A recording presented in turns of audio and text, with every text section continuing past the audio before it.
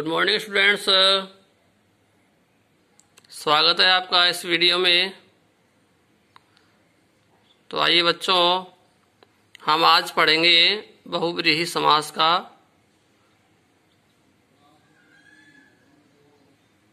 भाग तृतीय समानाधिकरण बहुव्रीहि समास। बच्चों, पिछली वीडियो में हमने बहुव्रीहि समास स्टार्ट किया था यहां से, ठीक है। देख लीजिए, बहुव्रीहि समास के भेद पढ़े थे। उसके बाद हमने यहां तक कंप्लीट कर लिया था, समझ भी लिया था। आशा करता हूं आपने इसको राइट भी कर लिया होगा। अब आज की इस वीडियो में पढ़ते हैं हम तृतीय समानाधिकरण बहुव्रीहि समास। तो बेटा, जैसे कि आप जानते हैं, जिस विभक्ति में समास दे रखा है उस ही विभक्ति के नाम से उसे हम जानेंगे, ठीक है। अर्थात द्वितीय विभक्ति में अगर समास हुआ है तो द्वितीय बहुव्रीहि समास कहलाएगा। यदि तृतीया में है तो तृतीय समानाधिकरण बहुव्रीहि समास कहलाएगा। इसी प्रकार से अन्य को समझेंगे, ठीक है। देखिए, यहां दिया हुआ है ऊढ़ रथ है, इसका समास विग्रह हो जाएगा ऊढ़ है, रथ है, येन सह है।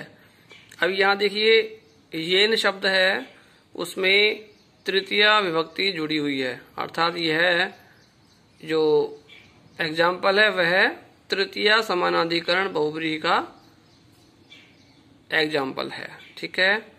इसके बाद दत्तचित्त दिया हुआ है, दत्तचित्ता दिया हुआ है, पीतोदका, जितेंद्रिय, कृतकृत्य, कृतकृत्या, ये सारे शब्द दिए गए हैं।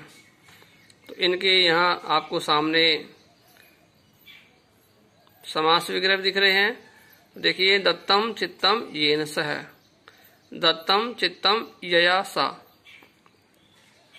अब देखिए, यया जो शब्द है वह स्त्रीलिंग का शब्द है, स्त्रीलिंग तृतीय विभक्ति का शब्द है, ठीक है। पीतम उद्गम यया सा, जितानि इंद्राणि येन सह, कृतम कृत्यम येन सह, कृतम कृत्यम यया सा। कुछ स्त्रीलिंग वाले शब्द हैं, कुछ पुल्लिंग वाले हैं। और जितेंद्रिय शब्द है वह भी पुल्लिंग वाला शब्द है, ठीक है। तो इसे हम राइट कर सकते हैं। ऐसे कैसे हम इसको लर्न करेंगे, इसमें ज्यादा कुछ दिमाग नहीं लगाना, डायरेक्टली हम इसको लर्न करेंगे, ठीक है। इसके बाद देखिए, चतुर्थी समास है। अब इसमें देखिए, उपहृत पशु, उपहृत पशु, उपहृत धन, उपहृत धना, दत्त वस्त्र, दत्त वस्त्रा, ये कुछ एग्जाम्पल्स दिए गए हैं। इन्हें भी हम एज इट इज लर्न करेंगे। उपहृत है पशु यस्मई सह, यस्मई शब्द किस में आता है? चतुर्थी में आता है, जो कि पुल्लिंग वाला शब्द है। यत शब्द का, यत शब्द पुल्लिंग, चतुर्थी का एक वचन, ठीक है। इसे ध्यान रखेंगे। दूसरा है उपहृतम धनम यस्मई सह। तीसरा है उपहृतम धनम यस्यै सा। अब यस्यै किस में आ गया? स्त्रीलिंग में, ठीक है। स्त्रीलिंग का ही शब्द है, स्त्रीलिंग का चतुर्थी का एक वचन। दत्तवस्त्र और दत्तवस्त्रा, ये दोनों स्त्रीलिंग और पुल्लिंग अलग अलग हैं। तो यस्यै वाला स्त्रीलिंग और यस्मै वाला पुल्लिंग शब्द है, ठीक है। इसे भी आप एज इट इज लर्न करेंगे, एज इट इज राइट करेंगे। नेक्स्ट में देखिए, पंचमी तत्पुरुष समास है, पंचमी समानाधिकरण बहुव्रीहि समास। इसके एग्जाम्पल देखते हैं यहाँ पर। ओदधृत औदना, देखिए, ओदधृतम ओदनम यस्याः सा। यस्या शब्द क्या है? स्त्रीलिंग का पंचमी का एक वचन। ठीक है। पतित पर्ण, पतित पर्ण, पर्ण यानी पत्ते, तो ये हो गया नपुंसकलिंग वाला। पतितानि पर्णानि यस्मात् सह।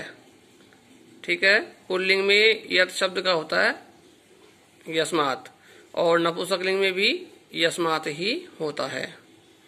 ठीक है।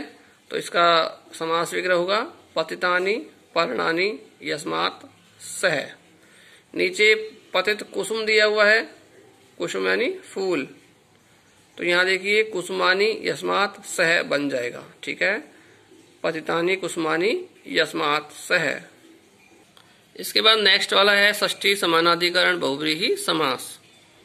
तो इसमें बहुत सारे एग्जाम्पल्स दिए गए हैं। देखिए, पीतांबर है, नीलांबर है, श्वेतांबर है, दिगंबर है, सब में अंबर अंबर शब्द जुड़ा हुआ है। तो बेटा देखिए, पीतम अंबरम यस्य सह, यस्य शब्द है षष्ठी का एक वचन है। ठीक है। तो देखिए, पीतम अंबरम यस्य सह, या फिर पीतानि अंबराणि यस्य सह, इस प्रकार से भी इसका रूप बन जाएगा। ठीक है। नीलांबर है, श्वेतांबर है, दिगंबर है, इसका सबका रूप एक जैसा ही बनेगा। ठीक है। दिक यानी होता है दिशा, और अंबर यानी होती है वस्त्र। ठीक है। देखिए बच्चों, यहाँ अंबर शब्द के दो अर्थ निकलते हैं। एक अंबर तो होता है आकाश, और दूसरे अंबर का मीन होता है वस्त्र। ठीक है। तो यहाँ देखिए पीतांबर और नीलांबर है, इसमें तो है वस्त्र की उपमा दी गई है। ठीक है। पीले हैं वस्त्र जिसके, वह। और दूसरा है नीलांबर, तो नीलांबर भी वही है, श्वेतांबर भी वही है, सफेद वाले नीले अंबर, और सफेद अंबर यानी सफेद वस्त्र। इसके बाद दिगंबर दिया हुआ है, इसमें देखिए अंबराणी जो शब्द है उसका अर्थ होगा आकाश। ठीक है। इसके बाद देखिए एकानन, चतुरानन, पंचानन, षडानन, दशानन आदि शब्द हैं। इनमें आनन का मतलब होता है सिर। ठीक है। एकम यानी एक, चतवारी चार, पंच पांच, षट छह, दस यानी 10। तो इस प्रकार से यहाँ दिए गए हुए हैं। एकम आननम यशस है, एक सिर है जिसका, वह कौन है? तो एक आनन कहलाता है। चतवारी आननानी, चार सिर हैं जिसके, वह कौन है? चतुरानन है, अर्थात ब्रह्मा जी हैं। ठीक है। पंचानन, 5 सिरों वाला कौन है? पंचानन कहलाता है। जैसे हनुमान जी है 5 सिरों वाले, 5 मुखों वाले। ठीक है। षडानन, 6 सिरों वाले, 6 सिरों वाले कौन है? तो जो भगवान कार्तिक हैं वो षडानन है। दशानन, दशानन कौन है? रावण है। ठीक है। इस प्रकार से इनके समास विग्रह दिए गए हैं।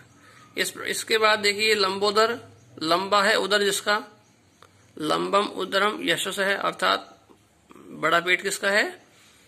तो गणेश जी का है, तो गणेश जी के लिए कहा गया। ठीक है। लंब कर्ण है, लंबे कान किसके हैं? तो भी गणेश जी के ही हैं, यहाँ भी गणेश जी के लिए कहा गया। त्रिलोचन है, 3 लोचन यानी 3 आंखें किसकी हैं? भगवान शिव की, तो यहाँ शंकर जी के लिए कहा गया। ठीक है। तो इसका इन सभी का अन्य अर्थ निकल रहा है, तो यह बहुब्रीहि समास होगा। ठीक है। और सभी में षष्ठी विभक्ति का प्रयोग हो रहा है। ठीक है। नीचे देखेंगे यहाँ पर चित्रगुह, द्विमूर्ध, त्रिमूर्ध, सुपात, द्विपात, अंतरलोम, बहिर्लोम, उत्काकुत, उत्काकुद, पूर्ण काकुद और पूर्ण काकुद, ये जो शब्द दिए गए हैं इनमें भी वही षष्ठी समानाधिकरण बहुब्रीहि समास होगा। ठीक है। तो इसको भी हम ऐसे कैसे लर्न करेंगे। इसके बाद चलते हैं हम नेक्स्ट पे। यहाँ नेक्स्ट पेज पे दिया गया है कुछ अन्य उदाहरण एग्जाम्पल्स के। देखिए व्यूढ़ो रसकः, इसका समास विग्रह होगा व्यूढ़म उरह यस्य सह। ठीक है। प्रिय सर्पिष्क, इसका हो जाएगा प्रियम सर्पिः यस्य सह। इसके बाद देखिए सुहृत और दुहृत दो दिए गए हैं, तो सुहृत का तो हो जाएगा शोभनम हृदयम यस्य सह, और दुहृत का हो जाएगा दुष्टम हृदयम यस्य सह। ठीक है। रूपवद भार्य और वाम और उरु भार्य, वामोरु भार्य, इसमें दिया गया है रूपवती भार्य यस्य सह। वामोरु भार्य में दिया गया है वामोरु भार्य यस्य सह। इस प्रकार से इसका समास विग्रह होगा। लास्ट में दिया है उदात्त मनः उदात्तम मनः यस्य सह, इसका समास विग्रह बनेगा। इसके बाद नेक्स्ट लास्ट वाला है सप्तमी समानाधिकरण बहुब्रीहि समास।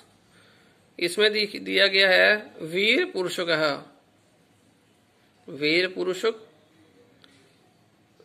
इसका समास विग्रह करेंगे हम वीरः पुरुषः यस्मिन् सह। देखिए यस्मिन् शब्द सप्तमी विभक्ति का एक वचन है, तो हम इसका समास विग्रह इस प्रकार से करेंगे।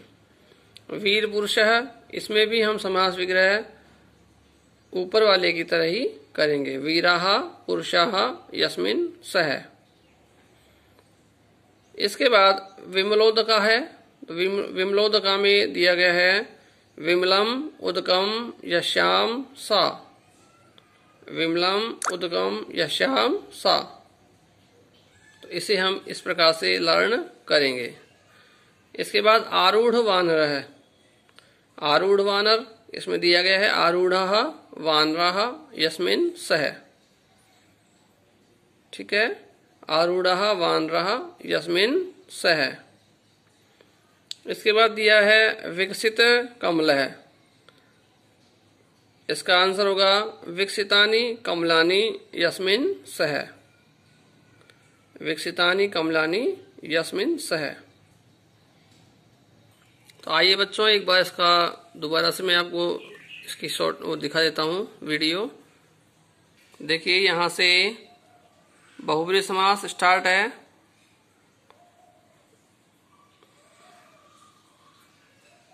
इसके बाद देखिए यहाँ नीचे आ गए हम,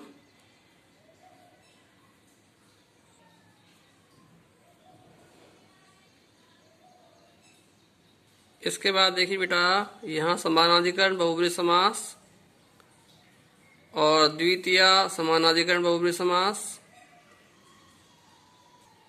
इसके बाद आज हमने पढ़ा तृतीय और चतुर्थी समास, तृतीय चतुर्थी समानाधिकरण बहुब्रीहि समास।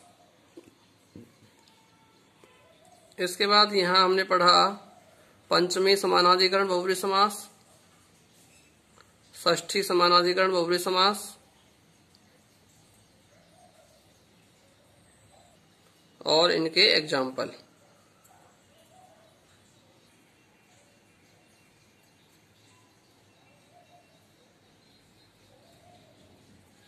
इसके बाद हमने पढ़ा नेक्स्ट पेज पर इनके कुछ अन्य एग्जाम्पल, और फिर लास्ट में सप्तमी समानाधिकरण बहुब्रीहि समास के एग्जाम्पल हमने पढ़े। आज के लिए यहाँ तक ही काफी है, और अब नेक्स्ट वीडियो में हम पढ़ेंगे। देखिए बेटा इसका दूसरा पार्ट है व्यधिकरण बहुब्रीहि समास। ठीक है, इसको हम कल कंप्लीट करेंगे, और शायद हो सकता है कल हमारा पूरा बहुब्रीहि समास का टॉपिक हो जाए। तो ठीक है बेटा, आज के लिए इतना ही। आप इसे लर्न कर लें, आप इसे राइट कर लें कॉपी में। तब तक के लिए हैव नाइस डे। ओके।